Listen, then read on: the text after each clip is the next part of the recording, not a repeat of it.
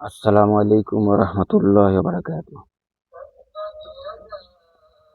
আমি আজকে আপনাদের মাঝে একটি ভিডিও নিয়ে আসলাম। এটা হচ্ছে আমার একটা ইনকিউবেটর আছে আফিফা এ ইনকিউবেটর আমি ইলেকট্রনিক্স থেকে কিনেছিলাম ২৫০০ টাকা দিয়ে। তো এখানে ক্যাপাসিটি হচ্ছে দেশি মুরগির ডিম দিলে ১০০টি দেওয়া যায়। দেশি হাঁসের ডিম দিলে আপনার ৮০ ৮০টা ডিম দেওয়া যায়। টার্কি অথবা চীনা হাঁসের ডিম দিলে ৭০ থেকে ৭৫টা ডিম দেওয়া যায়। তো আমি আমার পালে ৩টা চীনা হাঁস আছে, দুটা হাঁসে ডিম পারে। সেখানে ২০টার মতো ডিম সংগ্রহ করেছিলাম, মানে ২০ ডিম। আর বাকি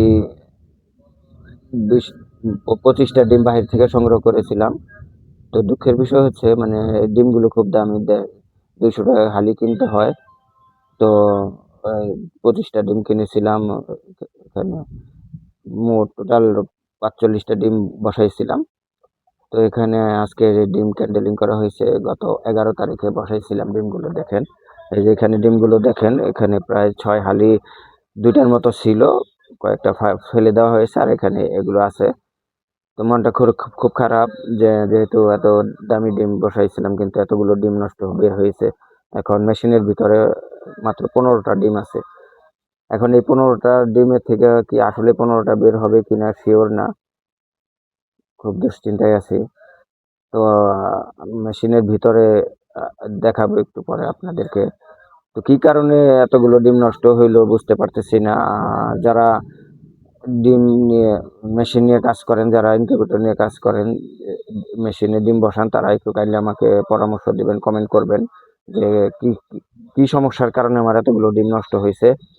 তো আমার মেশিনে আমি আপনার টেম্পারেচার দিয়েছিলাম ৩৭.৭, এখনো ৩৭.৭ই আছে। তো কমাইতে হবে কিনা বাড়াইতে হবে একটু কমেন্ট করে জানাবেন। আর হিউমিডিটি আছে ৭০ থেকে ৭৫ এর ভিতরে আছে। এখন বাড়াইতে হলে, হিউমিডিটি বাড়াইতে হইলে কি করতে হবে, আমি একটা বাটিতে, প্লাস্টিকের বাটিতে পানি ভরে দেই। তো এটা শুকিয়ে গেলে আবার দিয়ে দিই। তো হিউমিডিটি যদি বাড়ানো লাগে, যেমন ৮০-৮৫ করা লাগে, তাহলে কি করতে হবে এটা একটু কমেন্ট করে জানাবেন। যে পানি আরেকটা পাত্রে দিব নাকি কি করতে হবে। আর আমার কি এই হিউমিডিটি এবং টেম্পারেচারের কারণে ডিমগুলো নষ্ট হয়েছে কিনা তাও একটু সবাই কাইন্ডলি কমেন্ট করে জানাবেন। এখন আপনাদেরকে আমার মেশিনের কাছে নিয়ে যাব। দেখেন, এই আমার মেশিন, এটা আফিফা ইনকিউবেটর থেকে কিনেছিলাম। তো এখন এই যে বিদ্যুৎ চলে গেছে, এখন এসি ডিসি করা এটা। এই এখন ডিসিতে চলতেছে। এই যে পাত্রে আমি পানি দেই, এখানে এই যে এখন পানি কমে আসছে, এখন মাত্র ১৫টা ডিম আছে। তাহলে আমার ভুলটা কি এটা একটু সবাই কমেন্ট করে বলে দিবেন। আর টেম্পারেচার এখন গত ১১ তারিখে ডিমগুলো বসিয়েছিলাম, আজকে হচ্ছে ৩০ তারিখ।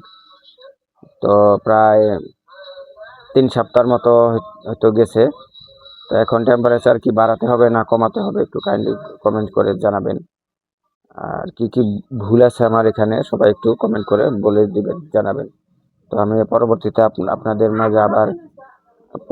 আপনাদের মাঝে আবার ভিডিও নিয়ে আসবো। আজকে এই পর্যন্তই। দেখি এরপরে ১৫টা ডিমের থেকে কি ফলাফল আসে। নেক্সটে আপনাদেরকে আমি আবার কয়েকদিন পর আবার এই ডিমগুলো থেকে ১৫টা ডিম থেকে কি আসলে ১৫টা আবার টিকবে কিনা আমি আবার ৭-৮ দিন পরে আবার আরেকবার চেক দিব। আর যেহেতু চীনা হাঁসের ডিম, এই চীনা হাঁসের ডিম আসলে ২৮ দিনে বের হয় না। দেশি হাঁসের ডিম ২৮ দিনে বের হয়। চীনা হাঁসের ডিম বাচ্চা ফুটে বের হইতে সর্বোচ্চ আপনার ৩০ থেকে ৩৫ দিন সময় লাগে।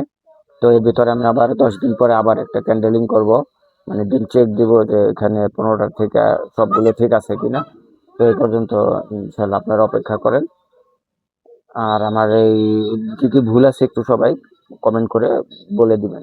আজকে এই পর্যন্ত। আসসালামু আলাইকুম রহমতুল্লাহ।